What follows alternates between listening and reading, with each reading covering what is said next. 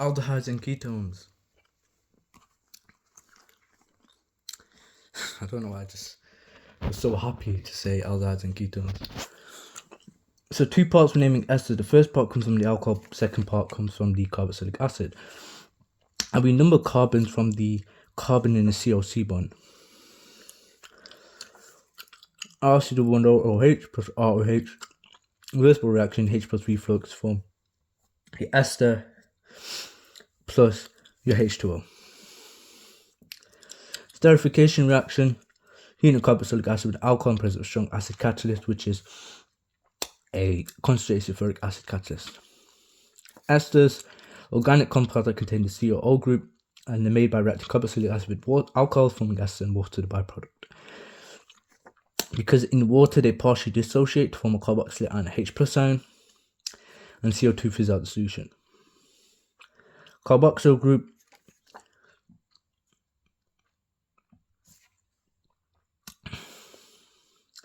a group containing a carbonyl group and a hydroxyl group. They would never ask you that. If you have a look at the specification for aldehydes and ketones, you know, guys, this is basically the last day of like really good revision you can do for A-level chemistry paper 2. Because tomorrow's Sunday, everyone's going to be revising tomorrow, but maybe not today. So definitely please be revising today. So aldehydes oxidize to carboxylic acids, chemical tests, yes. Nucleophilic addition, yes. Right over equation, aldehyde addition, right over equations, aldehyde addition, experiment nucleophilic addition followed by this. Carboxylic acids are weak. Yep. Common use of esters, yep. Vegetable oils, yep. No indication of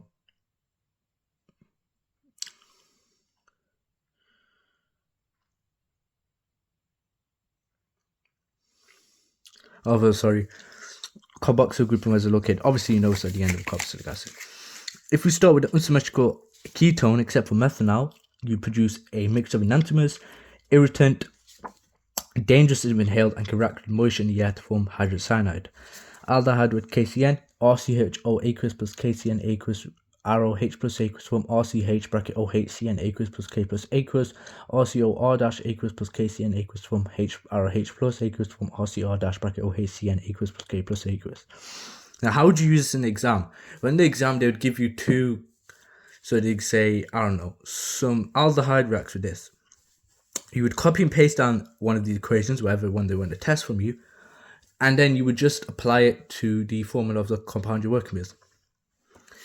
Now, reduction ketone to secondary alcohol, RCOR dash plus 2 H's to form RCHOHR dash.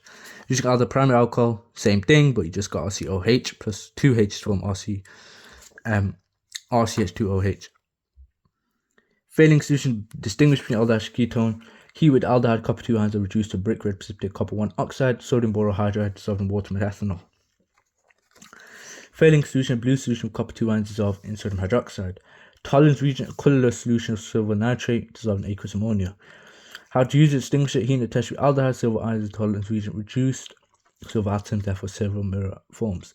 As the aldehydes oxidize, another compound is reduced, and we use compounds that change color and reduced whether it's an aldehyde or ketone.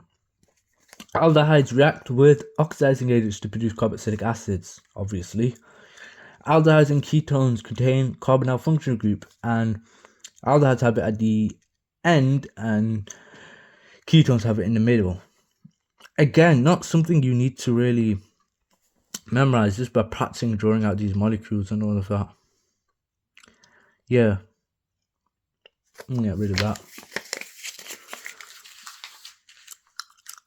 For use of esters, food flavoring, perfume, solvents, plasticizers. 2 key characteristics: polar liquids, or dissolve in them, low boiling point, evaporate easily, good solvents. Plasticizers added to plastigen polymerization, therefore more flexible.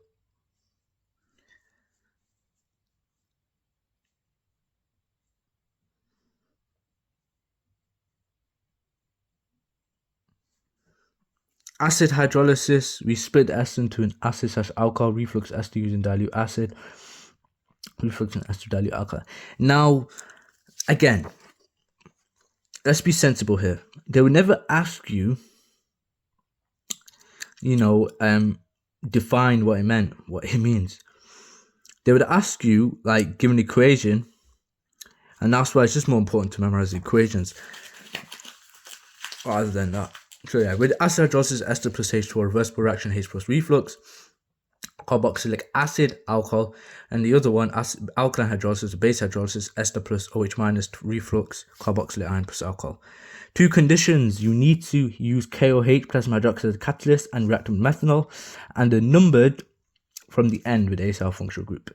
Like esters, oils/fats are hydrolyzed to make glycerol, soap, and fatty acids by heating them with sodium hydroxide. What are fatty acids? Fatty acids are long-chain carboxylic acids. And fats and oils are esters of glycerol, fatty acids, and biodiesel and mixture amino acids are fatty acids. Now, do you need to know this? Let's have a look. Aldehydes and ketones.